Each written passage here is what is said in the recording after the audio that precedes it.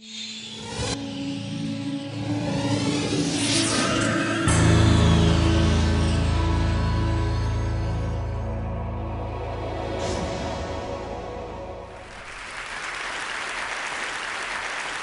the awesome story. It begins about 40 years ago when my mom and my dad came to Canada. My mom left Nairobi, Kenya. My dad left a small village outside of Amritsar, India, and they got here in the late 1960s. They settled in a shady suburb about an hour east of Toronto, and they settled into a new life. They saw their first dentist, they ate their first hamburger, and they had their first kids. My sister and I grew up here, and we had quiet, happy childhoods. We had close family, good friends, a quiet street. We grew up taking for granted a lot of the things that my parents couldn't take for granted when they grew up. Things like power always on in our houses, things like schools across the street and hospitals down the road and popsicles in the backyard. We grew up and we grew older. I went to high school. I graduated, I moved out of the house, I got a job, I found a girl, I settled down, and I realize it sounds like a bad sitcom or a Cat Stevens song. But life was pretty good. Life was pretty good. 2006 was a great year. Under clear blue skies in July in the wine region of Ontario, I got married, surrounded by 150 family and friends. 2007 was a great year. I graduated from school and I went on a road trip with two of my closest friends. Here's a picture of me and my friend Chris on the coast of the Pacific Ocean. We actually saw seals out of our car window, and we pulled over to take a quick picture of them and then blocked them with our giant heads. So you can't actually see them, but it was breathtaking, believe me. 2008 and 2009 were a little tougher. I know that they were tougher for a lot of people, not just me. First of all, the news was so heavy. It's still heavy now, and it was heavy before that, but you know, when you flip open a newspaper, when you turned on the TV, it was about ice caps melting, wars going on around the world, earthquakes, hurricanes, and an economy that was wobbling on the brink of collapse, and then eventually did collapse, and so many of us losing our homes or our jobs or our retirements or our livelihoods. 2008 and 2009 were heavy years for me for another reason too. I was going through a lot of personal problems at the time. My marriage wasn't going well, and we just were growing further and further apart. One day my wife came home from work and summoned the courage, through a lot of tears, to have a very honest conversation. And she said, "I don't love you anymore." And it was one of the most painful things I'd ever heard, and certainly the most heartbreaking thing I'd ever heard, until only a month later when I heard something even more heartbreaking. My friend Chris, who I just showed you a picture of, had been battling mental illness for some time, and for those of you whose lives have been touched by mental illness, you know how challenging it can be. I spoke to him on the phone at 10:30 p.m. on a Sunday night. We talked about the TV show we watched that evening, and Monday morning I found out that he disappeared. Very sadly, he took his own life. And it was a really heavy time, and as these dark clouds were circling me, and I was finding it really, really difficult to think of anything good, I said to myself that I really needed a way to focus on the positive somehow. So I came home from work one night, and I logged onto the computer, and I started up a tiny website called 1000awesomethings.com. I was trying to remind myself of those simple, universal little pleasures that we all love, but we just don't talk about enough. Things like waiters and waitresses who bring you free refills without asking, being the first table to get called up to the dinner buffet at a wedding, wearing warm underwear from just out of the dryer, or when cashiers open up the new checkout lane at the grocery store and you get to be first in line, even if you were last at the other line. Swoop right in there. And, you know, slowly over time, I started putting myself in a better mood. I mean, 50,000 blogs are started a day. And so my blog was just one of those 50,000. And nobody read it except for my mom. Although I should say that my traffic did skyrocket and go up by 100% when she forwarded it to my dad. And then I got excited when it started getting tens of hits. And then I started getting excited when it started getting dozens, and then hundreds, and then thousands, and then millions. It started getting bigger and bigger and bigger. And then I got a phone call, and the voice at the other end of the line said, "You just won the Best Blog in the World award." I was like, that sounds totally fake.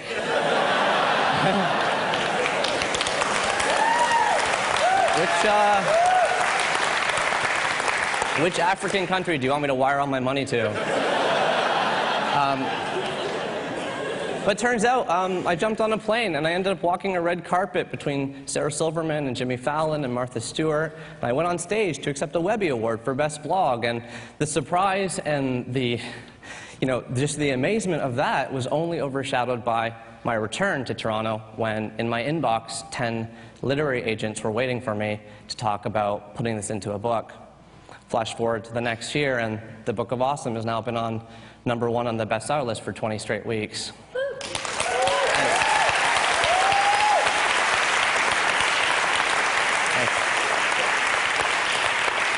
But look, I said I wanted to do 3 things with you today. I said I wanted to tell you the awesome story, I wanted to share with you the 3 A's of awesome, and I wanted to leave you with a closing thought. So let's talk about those 3 A's. Over the last few years, I haven't had that much time to really think. But lately, I have had the opportunity to take a step back and ask myself, what is it over the last few years that sort of helped me grow my website, but also grow myself? And I've summarized those things, for me personally, as 3 A's. They are attitude, awareness, and authenticity. I'd love to just talk about each one briefly. So attitude. Look, we're all going to get lumps, and we're all going to get bumps. None of us can predict the future, but we do know one thing about it, and that's that it ain't going to go according to plan. We will all have high highs and big days and proud moments of smiles on graduation stages, father-daughter dances at weddings, and healthy babies screeching in the delivery room. But between those high highs, we may also have some lumps and some bumps, too. It's sad, and it's not pleasant to talk about, but your husband might leave you, your girlfriend could cheat, your headaches might be more serious than you thought, or your dog could get hit by a car in the street. It's not a happy thought, but your kids could get mixed up in gangs or bad scenes. Your mom could get cancer. Your dad could get mean. And there are times in life when you will be tossed down the well too, with twists in your stomach and with holes in your heart. And when that bad news washes over you, and when that pain sponges and soaks in, I just really hope you feel like you've always got 2 choices. 1, you can swirl and twirl in gloom and doom forever. Or 2, you can grieve and then face the future with newly sober eyes. Having a great attitude is about choosing option number 2, and choosing, no matter how difficult it is, no matter what pain hits you, choosing to move forward and move on and take baby steps into the future. The second A is awareness. I love hanging out with 3-year-olds. I love the way that they see the world, because they're seeing the world for the first time. I love the way that they can stare at a bug crossing the sidewalk. I love the way that they'll stare slack-jawed at their first baseball game with wide eyes and a mitt on their hand, soaking in the crack of the bat and the crunch of the peanuts and the smell of the hot dogs. I love the way that they'll spend hours picking dandelions in the backyard and putting them into a nice centerpiece for Thanksgiving dinner. I love the way that they see the world because they're seeing the world for the first time. Having a sense of awareness is just about embracing your inner 3-year-old. Because you all used to be 3 years old. That 3-year-old boy is still part of you. That 3-year-old girl is still part of you. They're in there. And being aware is just about remembering that you saw everything you've seen for the first time once, too. So there was a time when it was your first time ever hitting a string of green lights on the way home from work. There was the first time you walked by the open door of a bakery and smelt the bakery air, or the first time you pulled a $20 bill out of your old jacket pocket and said, "Found money." The last A is authenticity. And for this one, I want to tell you a quick story. Let's go all the way back to 1932, when, on a peanut farm in Georgia, a little baby boy named Roosevelt Greer was born. Roosevelt Greer, or Rosie Greer as people used to call him, grew up and grew into a 300-pound, 6'5" linebacker in the NFL. He's number 76 in the picture. Here he is, pictured with the fearsome foursome. These are four guys in the LA Rams in the 1960s you did not want to go up against. They were tough football players doing what they loved, which was, crushing skulls and separating shoulders on the football field. But Rosie Greer also had another passion. In his deeply authentic self, he also loved needlepoint. He loved knitting. He said that it calmed him down, it relaxed him, it took away his fear of flying, it helped him meet chicks. That's what he said. I mean, he loved it so much that after he retired from the NFL, he started joining clubs, and he even put out a book called Rosie Greer's Needlepoint for Men. And it's a great cover. He's actually, if you notice, he's actually needlepointing his own face. And so, what I love about this story is that Rosie Greer is just such an authentic person, and that's what authenticity is all about. It's just about being you and being cool with that. And I think when you're authentic, you end up following your heart, and you put yourself in places and situations and in conversations that you love and that you enjoy. You meet people that you like talking to. You go places you've dreamt about, and you end up following your heart and feeling very fulfilled. So those are the 3 A's. For the closing thought, I want to take you all the way back to my parents coming to Canada. Now, I don't know what it would feel like coming to a new country when you're in your mid-20s. I don't know because I never did it. But I would imagine that it would take a great attitude. I would imagine that you'd have to be pretty aware of your surroundings and appreciating the small wonders that you're starting to see in your new world. And I think you'd have to be really authentic. You'd have to be really true to yourself in order to get through what you're being exposed to. I'd like to pause my TED Talk for about 10 seconds right now, because you don't get many opportunities in life to do something like this, and my parents are sitting in the front row, so I want to ask them to, if you don't mind, stand up, and I want to say thank you to you guys.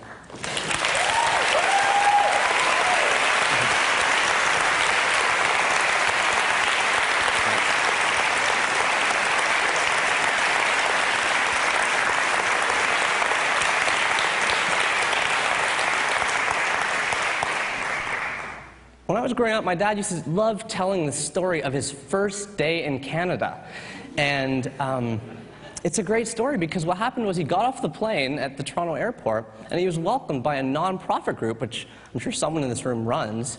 And this non-profit group had a big welcoming lunch for all the new immigrants to Canada. And my dad says he got off the plane and he went to this lunch, and there was this huge spread. There was bread, there was those little mini dill pickles, there was olives, those little white onions, there was rolled up turkey cold cuts, rolled up ham cold cuts, rolled up roast beef cold cuts, and little cubes of cheese. There was tuna salad sandwiches, and egg salad sandwiches, and salmon salad sandwiches. There was lasagna, there was casseroles, there was brownies, there was butter tarts, and there was pies, lots and lots of pies. And when my dad tells the story, he says, the craziest thing was, I'd never seen any of that before except bread. I didn't know what was meat, what was vegetarian. I was eating olives with pie. I just couldn't believe how many things you can get here. When I was 5 years old, my dad used to take me grocery shopping, and he would stare and wonder at the little stickers that are on the fruits and vegetables. He would say, look, can you believe they have a mango here from Mexico? They've got an apple here from South Africa. Can you believe they got a date from Morocco? He's like, do you know where Morocco even is? And I'd say, I'm 5. I don't even know where I am. Is this A&P? And he'd say, I don't know where Morocco is either. Well, let's find out. And so we'd buy the date, and we'd go home, and we'd actually take an atlas off the shelf, and we'd flip through it until we found this mysterious country. And when we did, my dad would say, can you believe someone climbed a tree over there, picked this thing off it, put it in a truck, drove it all the way to the docks, and then sailed it all the way across the Atlantic Ocean, and then put it in another truck and drove that all the way to a tiny grocery store just outside our house so that they could sell it to us for 25 cents. And I said, I don't believe that. He's like, I don't believe it either. Things are amazing. There's just so many things to be happy about. And when I stopped to think about it, he's absolutely right. There are so many things to be happy about. We are, the only species on the only life-giving rock in the entire universe that we've ever seen capable of experiencing so many of these things. I mean, we're the only ones with architecture and agriculture. We're the only ones with jewelry and democracy. We've got airplanes, highway lanes, interior design and horoscope signs. We've got fashion magazines, house party scenes. You can watch a horror movie with monsters. You can go to a concert, hear guitars jamming. We've got books, buffets, and radio waves, wedding brides, and roller coaster rides. You can sleep in clean sheets. You can go to the movies and get good seats. You can smell bakery air, walk around with rain hair, pop bubble wrap, or take an illegal nap. We got all that. But we only got 100 years to enjoy it. And that's the sad part. The cashiers at your grocery store, the foreman at your plant, the guy tailgating you home on the highway, the telemarketer calling you during dinner, every teacher you've ever had, everyone that's ever woken up beside you, every politician in every country, every actor in every movie, every single person in your family, everyone you love, everyone in this room, and you will be dead in 100 years. Life is so great that we only get such a short time to experience and enjoy all those tiny little moments that make it so sweet. And that moment is right now, and those moments are counting down, and those moments are always, always, always fleeting. You will never be as young as you are right now. And that's why I believe that if you live your life with a great attitude, choosing to move forward and move on whenever life deals you a blow, living with a sense of awareness of the world around you, embracing your inner 3-year-old and seeing the tiny joys that make life so sweet, and being authentic to yourself, being you and being cool with that, letting your heart lead you and putting yourself in experiences that satisfy you, then I think you'll live a life that is rich and is satisfying. And I think you'll live a life that is truly awesome. Thank you.